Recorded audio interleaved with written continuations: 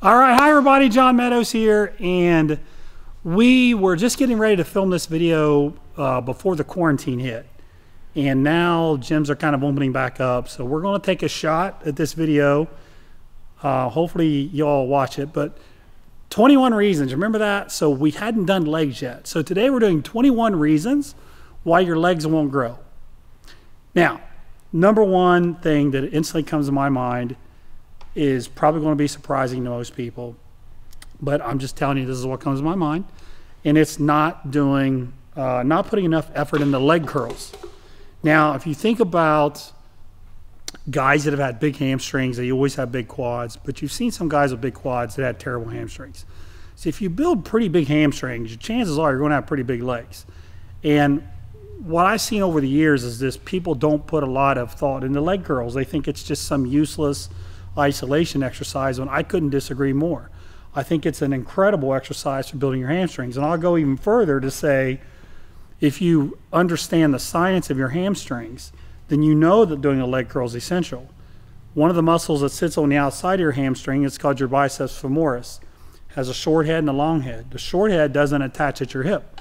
So when you hear all these people say all you have to do is hip hinging, stiff-leggeds for your hamstrings to fully grow, that's incorrect. You have to do a leg curl to work that part of your hamstring. And that's the part that can help you visually have that hang.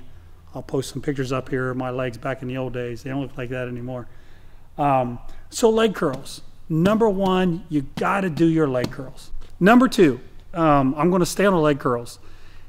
I rarely ever see people go max intensity, crazy effort on leg curls. The first time I ever saw it was with Tom Platz. You know, he would do full reps, then partial reps, then an iso hold, and he just went crazy. And I had always seen people do 3 sets of 8, 3 sets of 10. That's how 99.9% of people, I think, train their leg curls. So I took clues from Tom's training and I applied it to my own training. I started doing drop sets. I started doing iso holds. I started doing partials. Come out here with Dave, and we would always do them, whether it was a lying leg curl or a seated leg curl. We were always doing our last set with a level of intensity that was unbelievable. When I started doing that, I saw massive improvement in my hamstrings. I started programming it into all my programs, and I got an incredible response from people saying, man, this is amazing. I don't think the hamstrings are a stubborn muscle group. I really don't. I just think people don't put enough into it. So what I would like to see you do is do 2 or 3, you know, once you're warmed up, 2 or 3 good sets, maybe close to failure. But on your last set, I want you to try to take it to where you've never went before. Maybe do 8 reps, then maybe drop the weight a little and do another 6 reps. And then maybe do 10 little partials in the stretch position. I want you, when you stand up, you shouldn't even be able to pick your heel up. Your hamstring should be so pumped, your leg is just like hanging there. And when you get that feeling, you'll go, oh, I know what John was talking about. You'll know exactly what I mean. So that's tip number 2.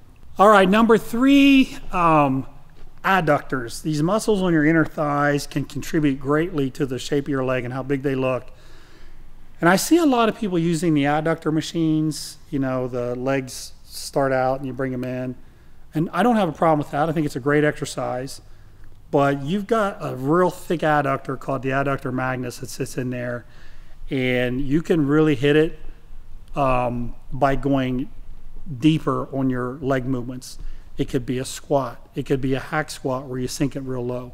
You kind of get this kind of high and wide foot position.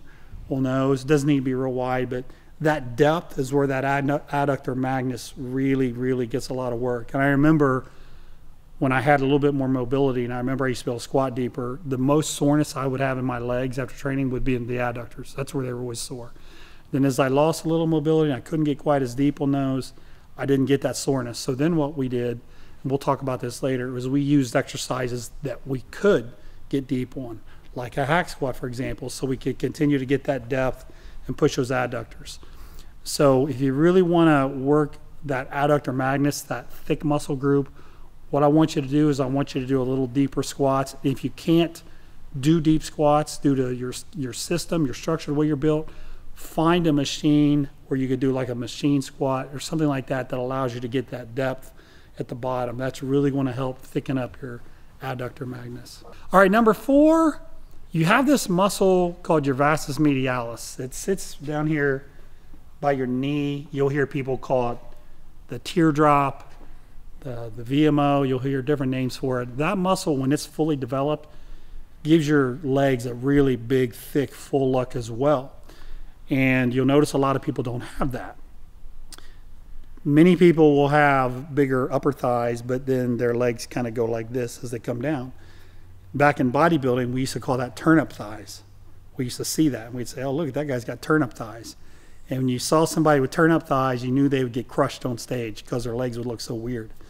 So from a real early age, I never wanted turnip thighs. No turnip thighs for me. So I paid very specific attention to training that muscle. So how do you train that muscle? Well, there's a couple things that I think will really help. I just mentioned the full range of motion for your adductors. The same is true for your VMO. When you do a hack squat, for example, I like to see people get down really far safely and stretch that VMO out instead of doing half reps. Okay, so anytime you're using some kind of a squat type movement, preferably for your VMO, you have like a back support, not a barbell on your back, but use a full range of motion. Be very controlled, and as you get in that stretch.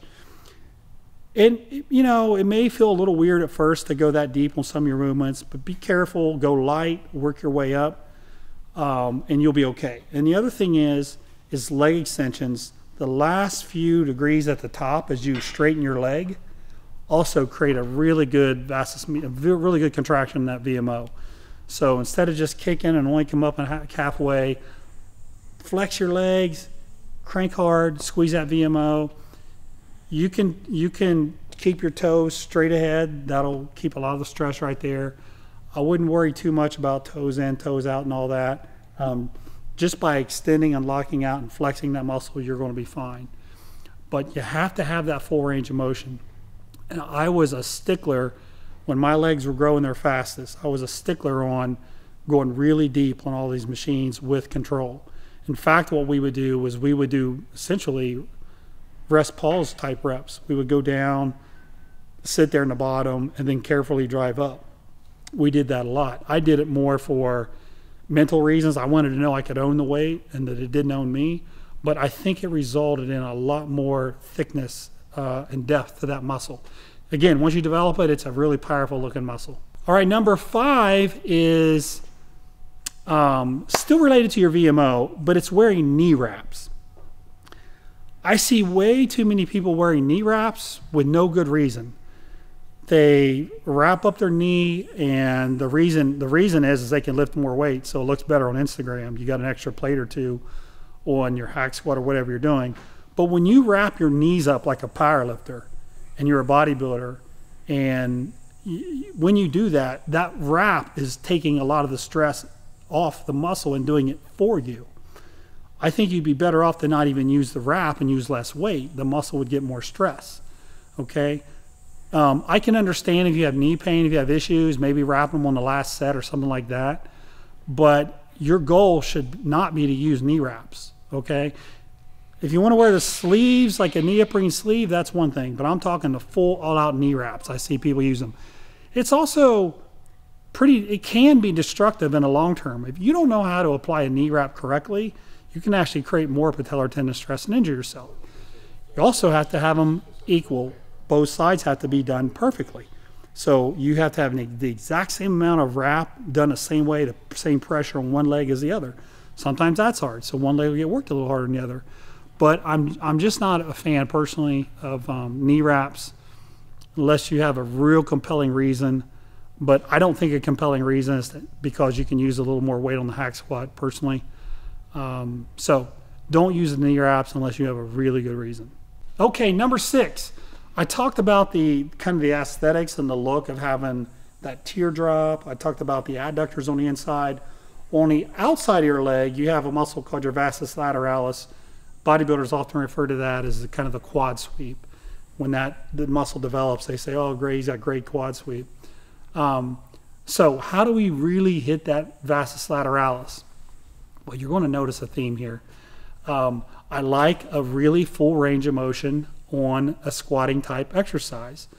So I talked about the hack squat or something like that. That's another good way to really lengthen that muscle, as opposed to just doing a half squat or a half hack squat. I don't think those will develop a full vastus lateralis. I think in order to really, and it's just like any other muscle when you think about it, you want to lengthen it with a full range of motion, and then you want to shorten it. Well, the way you lengthen your vastus lateralis is you get down deep into that motion. So again, we see another very compelling reason to do like a deep hack squat or whatever machine that you're using that allows you to do that. That's going to be key. And I think a lot of people rely totally on squats for vastus lateralis in their foot position, slightly wide, toes out. And I think that's okay. I think you can do a lot of sets like that, maybe to just parallel, and that's great. But you are going to have to do those deep reps to really fully get that huge quad sweep. I've known many, many, many bodybuilders over the years that had a great quad sweep, and I can say almost to every single one of them had movements that they programmed where they went really deep on their leg movements. So that's number 6. Number 7, squat technique. There is a difference between powerlifting technique and squatting technique for a bodybuilder. And I brought an absolute expert with me to tell you that. And just in case you don't believe me. What he wanted me to talk about was the low bar compared to the high bar. Most powerlifters, but not all, are going to use a low bar. Well, the purpose of the low bar is to, in essence, decrease the range of motion, right? So when you decrease the range of motion, there's going to be less tension on the muscle.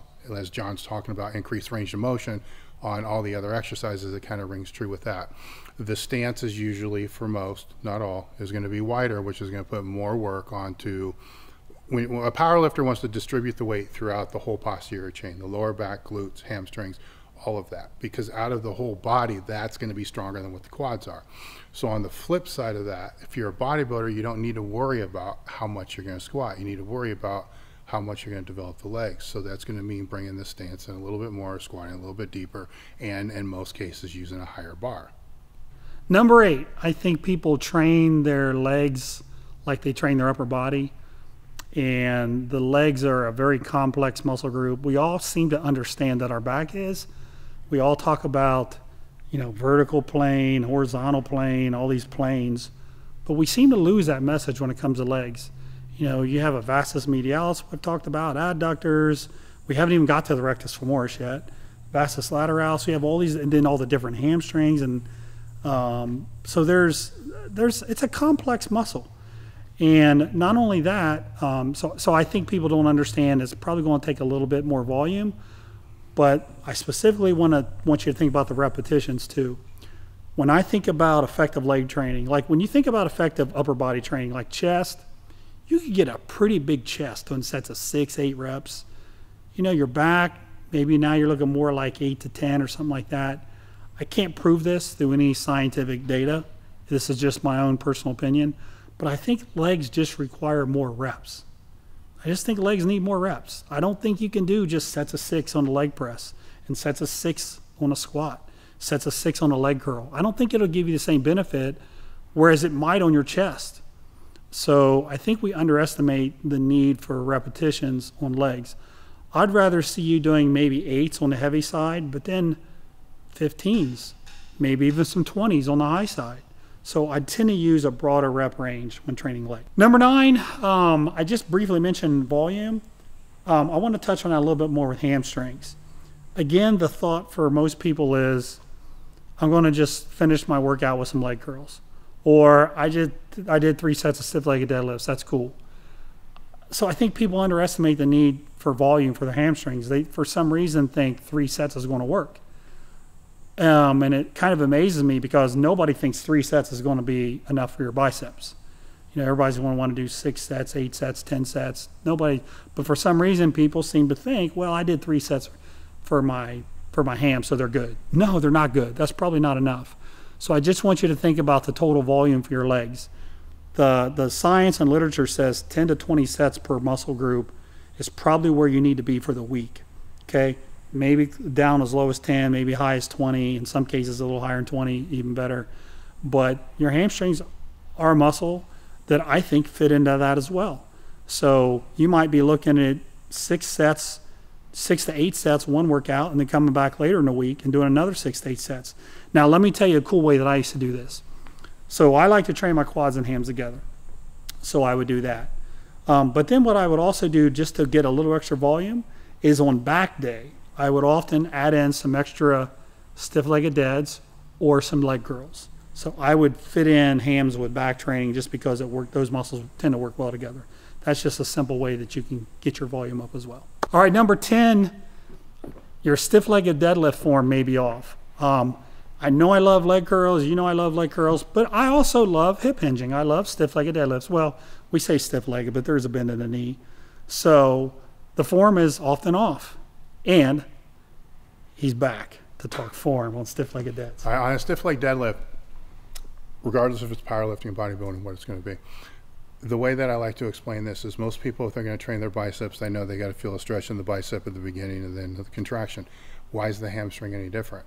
So you have to be able to get a stretch in the hamstring. If somebody's just bending over and the barbell's falling in front of the shins, that's pulling all the weight forward on the lever, which is putting a lot of stress on the lower back, which you're not training the lower back. So if that's back, so the way I like to explain it, just to kind of make this easy and cut to the chase, is when you bend over, sit back like you're trying to stretch your hamstrings.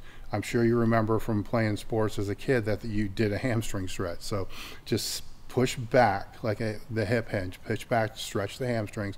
You might not be able to go lower than your knee mid-shin for the stiff leg deadlift, and that's okay because it's the stretch that you want in there. Because if you try to go lower to get more range of motion, which range of motion is specific to a muscle, not the actual range of motion.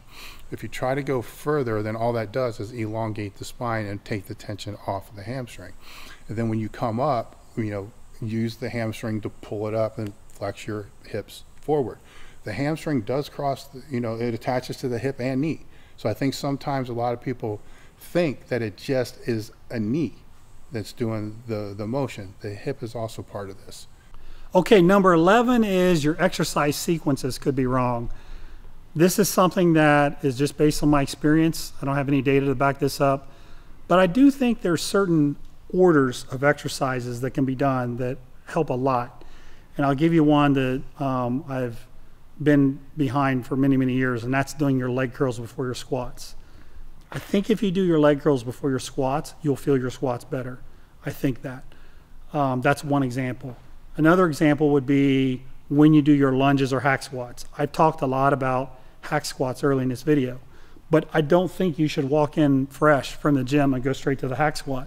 I think that movement is done best after squats or leg presses. I don't think it should be your first exercise. I think it just feels better when you've already got blood in your knees and your hips and everything's warmed up. Same thing with lunges. I wouldn't come into the gym and just start doing hard lunges. I'd be afraid I'd pull an adductor or something would go wrong.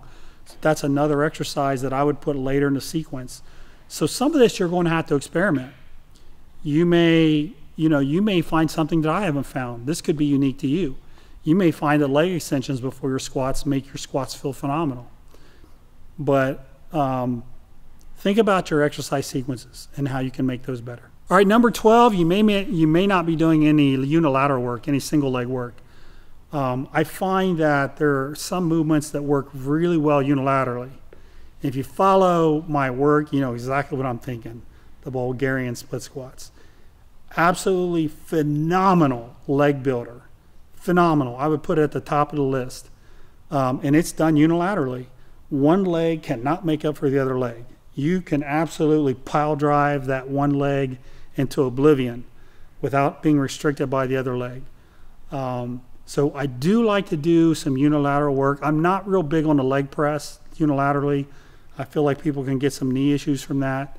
But things like a Bulgarian split squats, lunges, there's various lunges that we really like as well. I think you should make those a part of your exercise program as well.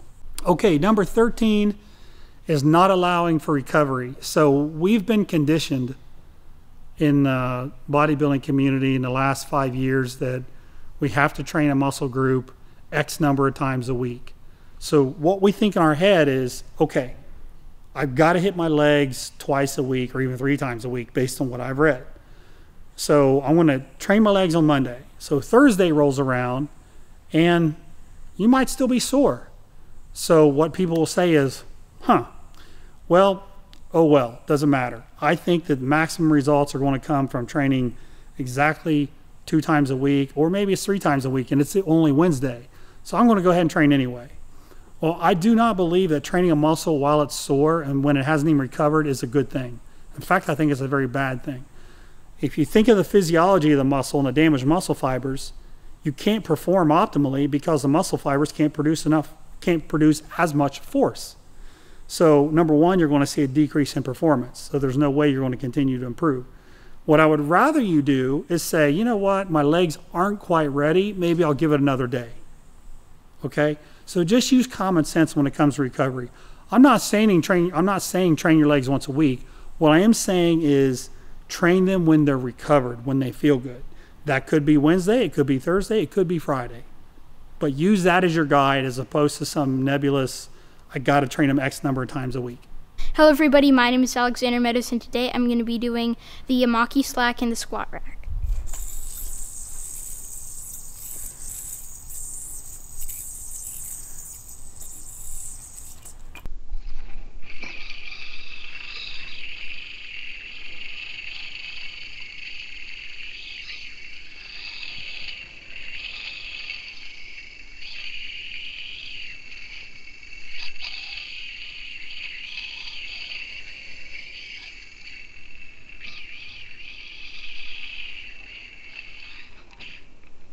All right, number 14, pain tolerance.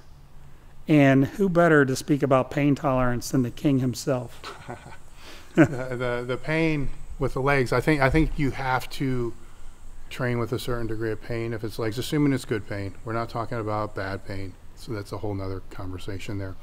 But as John and I were just talking about, on the lower ends, let's say you got leg extensions, which just burn like hell. It's annoying and it's painful. You know, it's a necessary part. You can't just stop when it starts to burn.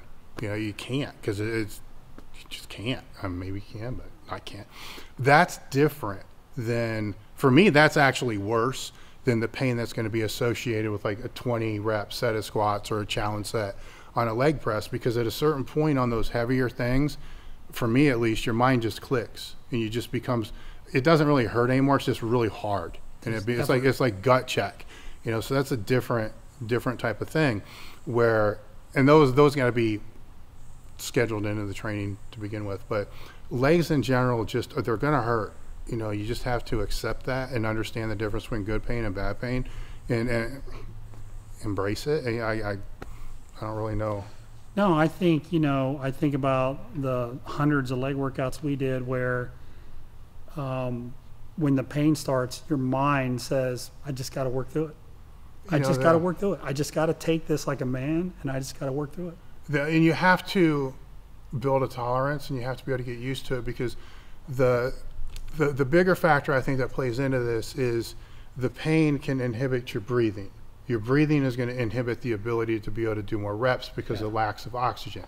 So that's not because of the actual movement that you're doing. It's because your brain isn't able to tolerate the pain, so you start grimacing, and you know, instead of staying focused. Yes, so there's more Valsalva than what there needs to be, and then each time that's just clicking off more reps that can be at the back of the set. So a secret, you know, if you're doing challenge sets against somebody, and you want to be able to beat them, is you have to be able to not let the pain dictate how you're going to breathe and how you're going to move forward from that.